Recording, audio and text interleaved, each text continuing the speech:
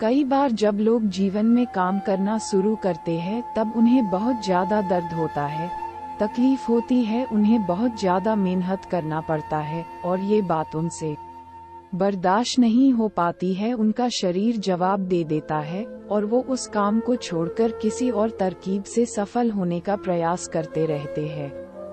लेकिन याद रखिएगा, इस प्रकार से कोई भी व्यक्ति जीवन में सफल नहीं हो पाता है। याद रखिएगा कि सफलता का मार्ग मेहनत, दर्द और तकलीफ से होकर गुजरेगा और यह आपको सहना ही पड़ेगा, तो इसके लिए आप हमेशा तैयार रहिए। तो चलिए इस बात को एक कहानी के माध्यम से समझते हैं। एक बार एक मूर्तिकार अपनी छीनी और हथौड़ी से एक पत्थर को भगवान की मूर्ति का आकार देने का प्रयास कर रहा था। जैसे ही वह छीनी पर अपना हथौड़ा चलाता, वह पत्थर चिल्लाने लगता और कहने लगता कि ये क्या कर रहे हो, मुझे इतना मार क्यों रहे हो, मुझे बहुत दुख हो रहा है, तकलीफ हो रही है, पीड़ा हो रही है, मुझे अपने हाल पर छोड़ दो और यहाँ से चले जाओ। मूर्तिकार ने उस पत्थर से कहा, मुझे बहुत अच्छे से पता है कि तुम्हें बहुत ज्यादा दर्द हो रहा है, तकलीफ हो रही है और तुम बहुत ही ज्यादा पीड़ा में हो, लेकिन यदि आज तुमने इस दर्द को नहीं सहा, इस तकलीफ को नहीं सहा, तो जीवन भर तुम इसी प्रकार से पड़े रहोगे।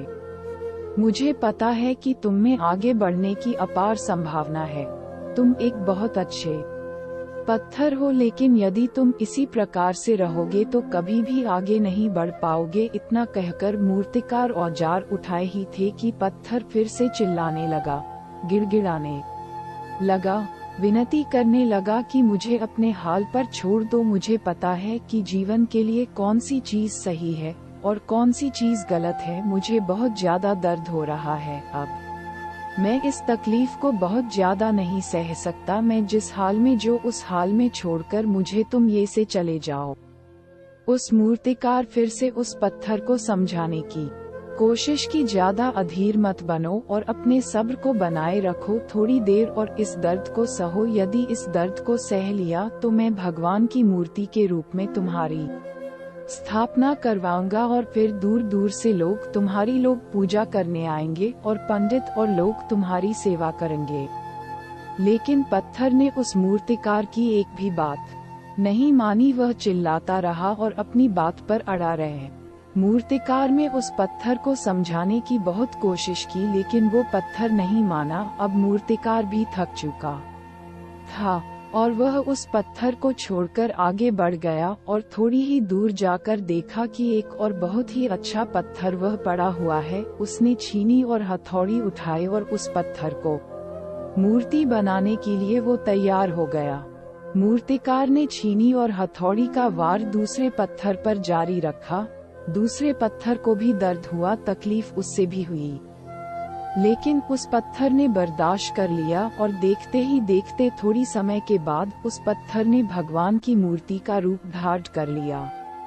थोड़ी दिन बाद उस मूर्ति की एक मंदिर में स्थापना हो गई। धीरे धीरे करके लोग वह पूजा पाठ करने आने लगे। लोगों की मन्नतें वहां से पूरी होने लगी और वह मंदिर बहुत ही ज्यादा प्रसिद्ध हो गया। अब धीरे धीरे करके दूर दूर के गांव से लोग वहां पूजा पाठ करने आने लगे। फिर एक दिन और उससे पत्थर को उसी मंदिर में लाया गया और उसे एक कोने में रख दिया गया। अब लोग आते और उस पर नारियल फोड़ते। ये कोई और पत्थर नहीं बल्कि भी पत्थर था जिसने दर्द को नहीं सहा था। अब वो पत्थर मन ही मन बहुत ज्यादा पछता रहा था, दुखी हो रहा था और अपने आप से कह रहा था कि काश मैंने उस दिन उस दर्द को, उस तकलीफ को सह लिया होता तो आज लोग मेरी भी पूजा करते। इसलिए आप भी अपने जीवन में हमेशा याद रखिएगा कि जब भी आप अपने करियर की शुरुआत में किसी काम को कर रहे हो, पढ़ाई कर रहे हो या कोई भी काम कर रहे हो और उसमें आपको दर्द हो रहा है, तकलीफ हो रही है, ज्यादा मेहनत करना पड़ रहा है, तो आप रुकिएगा मत, किसी और रास्ते की शुरुआत मत करिएगा, क्योंकि कोई और रास्ता आपको सफलता नहीं दे सकता है। आपको उस दर्द को, उस तकलीफ को सहना ही होगा और उस दर्द को, उस तकलीफ को सहकर आप ज्यादा मजबूत बनेंगे और तभी आप अपने जीवन में आगे बढ़ पाएंगे और जीवन में हमेशा याद रखिएगा कि आपको पहले पत्थर की तरह नहीं बल्कि दूसरे पत्थर की तरह बनना है। यदि ये कहानी आपको पसंद आई हो और इससे कोई सीख मिली हो तो अपने दोस्तों और अन्य लोगों के साथ शेयर जरूर करिएगा।